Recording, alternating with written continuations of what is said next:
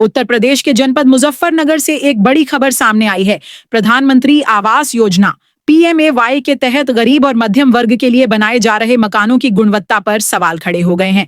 सोमवार को प्रदेश सरकार में स्वतंत्र प्रभार राज्य मंत्री कपिल देव अग्रवाल ने अचानक निरीक्षण कर जब खुद ईंटें तोड़कर उनकी मजबूती जांची तो मामला खुलकर सामने आया। ईंटें बेहद घटिया निकली, वहीं कई आवासों में बिजली बोर्ड टूटे मिले और निर्माण से जुड़ी अन्य गंभीर खामियां भी उजागर हुई। निरीक्षण के दौरान मंत्री कपिल देव अग्रवाल ने अधिकारियों को सख्त लहजे में फटकार लगाते हुए कहा कि प्रधानमंत्री नरेंद्र मोदी और मुख्यमंत्री योगी आदित्यनाथ का ये ड्रीम प्रोजेक्ट गरीबों को मजबूत छत देने का सपना है। ऐसे में घटिया निर्माण किसी भी हालत में बर्दाश्त नहीं किया जाएगा। उन्होंने मौके पर ही निर्देश दिया कि सभी सैंपल की जांच कराई जाए और ठेकेदार के खिलाफ कड़ी कानूनी कार्यवाही की जाएगी। निरीक्षण के दौरान मुजफ्फरनगर विकास प्राधिकरण की सचिव कविता मीणा भी मौजूद रहीं। उन्होंने जानकारी दी कि करीब 9 करोड़ की लागत से कुल 224 आवास 7 टावरों में बनाए जा रहे हैं। इनमें से कई मकानों का निर्माण पूरा हो चुका है, जबकि सड़क, नाली, बाउंड्री वॉल, ड्रेनेज, बिजली और पानी की टंकी जैसी बाहरी सुविधाओं का काम अभी जारी है। दावा है कि अगले 3 महीनों के भीतर ये आवास पूरी तरह तैयार होकर लाभार्थियों को सौंप दिए जाएंगे।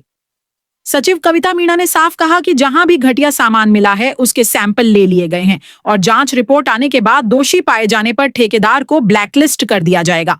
उन्होंने यह भी बताया कि निर्माण की पूरी प्रक्रिया नियमानुसार की गई है और सभी जरूरी विभागों से NOC ली गई है। मंत्री अग्रवाल ने स्पष्ट कहा कि गरीबों के हक से खिलवाड़ करने वाले किसी भी ठेकेदार या अधिकारी को बख्शा नहीं जाएगा। उन्होंने कहा, मैंने खुद देखा है कि ईंटें और सीमेंट की गुणवत्ता बेहद खराब है। जिन अधिकारियों की जिम्मेदारी थी उन्हें कड़ी हिदायत दी गई है।